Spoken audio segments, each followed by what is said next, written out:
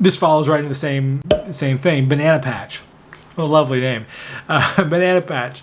The average Social Security is about $1,500. That's here in the United States. That will keep most Americans from retiring in Mexico. Then she says, oh, I just saw the $31,000 in savings. That works. Now, what she's referring to here is if you're going to move to Mexico and get residency, you need one of two things. You either need X amount of dollars a month coming in, or you need a certain amount of dollars, say, in savings or investment. When she made this comment, or when I posted that video originally, it was a little over a year ago, and those numbers have changed slightly. Well, I should say slightly. They have changed. So what she's saying is, I don't remember how much the amount was at the time for the monthly income, but her point was, I'm saying Banana Patch, maybe a male, I don't know. But what they are saying is $1,500 is about the average U.S. income. That's not enough to get you immigration for a temporary residency, because they want more than that. That is true. Currently, here in San Diego, if I went to the Mexican consulate here in San Diego, I would need to show that I individually make at least $2,600 a month in income, and my wife would have to show that she makes $2,600 a month as well, or a combined total income of more than $5,200. That might be fine. You might make $10,000 a month, and that's going to cover both of you. That's fine. But if you don't, say you're both on Social Security and you both make, say, $1,500, well, you're below that number. So what do you do? Now, the second part of her comment there is, oh, I just saw the $31,000 in savings. Well, that number has also changed a little bit. And I think it's all tied to the Mexican minimum wage, is where that the $2,600 comes into play, and where there's $31,000. But now that $31,000, the last time I checked, which was a month or two ago, was, I want to say, $43,000. So you need to have $43,000 in savings. So what that means is, say they need you to make $2,600 a month in monthly income, consistent monthly income for the past 12 months. You don't make that. You make Social Security, and it's $1,500. So you're $1,100 short. But you've got 50 grand. You've got 100 grand. You've got whatever you've got in savings. If you're above that, again, that current number of 43, I think, then you're fine. You don't need to make the $2,600 and have savings. It's one or the other. So you want to keep an eye on that. You may not qualify for either one.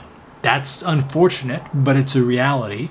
There may be some things you can do, but essentially what I think, they're trying to make sure that people that come down there that probably have never worked down there, don't have the ability to work, because that's a whole different visa issue, that you're not going to then become a draw against their social programs. You're not going to go on some sort of welfare, the social, the health care that they provide for free.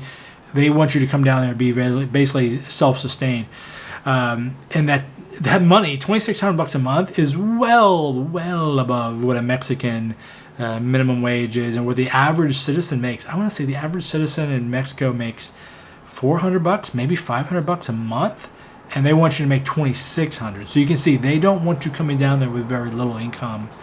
They want you to be again completely independent of their system. So keep that in mind. There are other places, check out the other video I'll put over there, where you can live for $1,500 around the world. There are plenty of places. The visas are all different. Pandemic has changed a lot of these visas. You always want to check that out.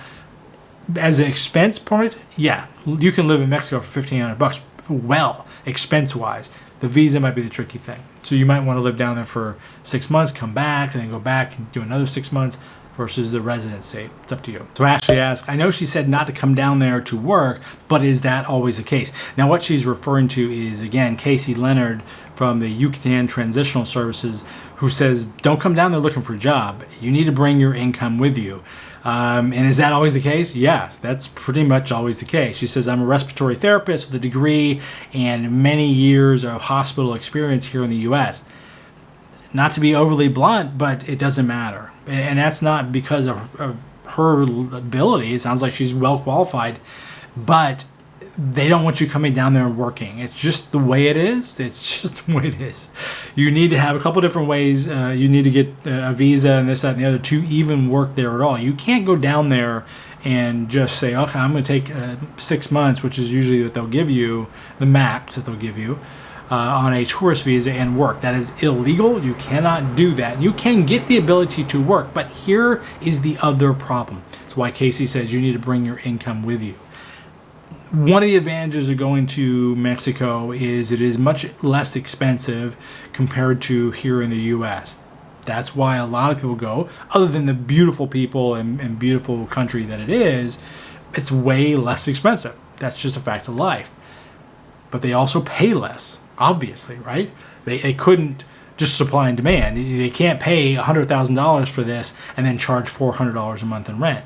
$2 for a meal. You can't do that. It's not the way it works, right? Wouldn't work that way. Any place else in the world doesn't work that way there. The average income for a Mexican citizen is like $400 or $500 a month. I mean, you can have a doctor, trained, well-trained, top educated doctor, $40,000 a year. So could you get a visa to work there? Yes. Is that going to be a good idea for you? Probably not. Meaning you're going to go down there and it's not going to be the savings that you think it will be. You're going to be making a much lower income. You're going to have to, therefore, look for places to live that fit that lower income. This is fine. There's nothing wrong with that as long as your expectations are proper. If you're thinking you're going to go down like a lot of people from the United States thinking, well, I'll make $3,000 a month and I'll spend maybe $1,000 and live really well. That's great. You're not going to make $3,000 a month down there as a respiratory therapist. It's just not going to be the case. So you need to bring your income with you. Have some sort of income, work online, have investments that spit out income, something that is not going to be reliant on a sort of Mexican employer. You might work for an American company down there. That's different. You might make more money doing that, but by and large, no. You want to go down there with an income that you're bringing with you. This is why digital nomads, and I'm using that term in a loose sense, but someone like me who works online for my company, I could do that very easily, right? It doesn't matter. I'm working from this office 10 hours a day at my normal job, so I could easily transplant myself down there and not miss a beat. That works really well, that geo arbitrage, where I'm making US dollars, I'm spending Mexican pesos. So, good question though, really good question. So this is a comment that I got frequently. We did one particular video on the cost of living in Merida. Now, I prefaced it with, look, we're going down there for a month. We're not moving there. That was that month that we went to check it out. But I wanted to let people know that might be going to do the same thing. These are the expenses we had as U.S. citizens and having raised and lived in a U.S. society. These are the expenses we had in that very first month. This is not the expenses you would have from moving there. But people took that opportunity over and over again to tell me how I got ripped off or I could have spent way less. In every instance, they were talking about what you would do if you lived there versus if you were vacationing there. So when I mention the costs, a lot of times I'm talking about the cost of living there versus what you'll spend if you're going to be there for a month in an Airbnb. Our Airbnb was a beautiful little place, a 1-bedroom. We had our own private pool. There's a video on that as well. You can check it out. But at the same time, that was an Airbnb for a month. I think it was like $1,300. Now that's less than I spend for my mortgage in Florida and my rent here in California. So it was still quite a good deal for me. But is it $1,300? Is that what the average Mexican in that neighborhood spends? No, not even close. They're well below that. I get it.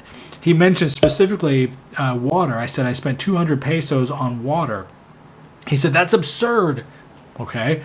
Considering you can buy an empty 20-liter jug for like 35 pesos and refill it yourself at a water dispenser kiosk for about 10 pesos.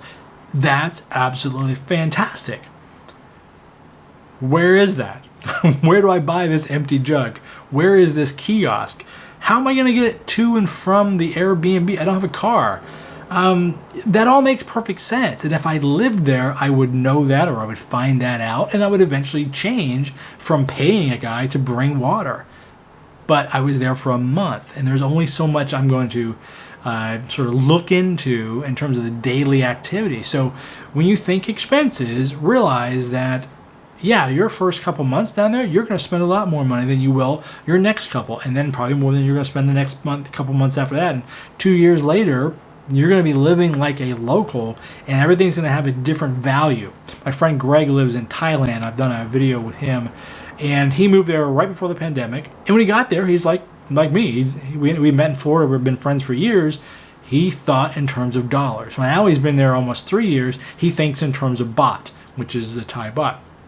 So what was a $6 meal and very, very cheap to him at one point is now a X amount of baht meal, and it's very expensive because you don't need to spend $6 on a meal there. But if I got a $6 meal here in San Diego, I would be ecstatic because nothing is $6. I'd be thrilled to pay $6 when I was there, but eventually, and the locals would say, "What is wrong with you? Why are you spending $6?" Eventually, though, I would learn where to go, what to buy, how to spend 87 cents on a meal, which is things that he's done. His first apartment was like $320 or something ridiculous. Yes, would the Airbnb cost a lot more? Of course. So when like Carlos makes this statement, and again, he's not alone. I'm not picking on Carlos.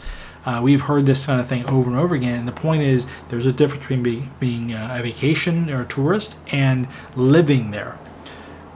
I say that at the same time, recognize that I'm still a U.S. citizen. I've grown up here. There are certain creature comforts that I'm going to want, and if I can't afford them, I'm going to want to pay for them. That might be more than, say, the Mexican citizen and native, if you will, that lives right next to me, who's not used to paying for that. That's fine. There's nothing wrong with that. It doesn't mean that I'm necessarily overspending. Certain things I want and creature comforts that I can afford, and I'm going to be buying that. So you're going to find that happy medium between the two. Hey, I really hope you liked that video. Why not check out some of the other videos in our question and answer series? A lot of great information. But if you have a question, make sure you drop a comment and let me know. I'm glad to answer it. In the meantime, don't forget to like, subscribe, and ring the bell so you get notified every time we drop a new video. In the meantime, keep on trucking.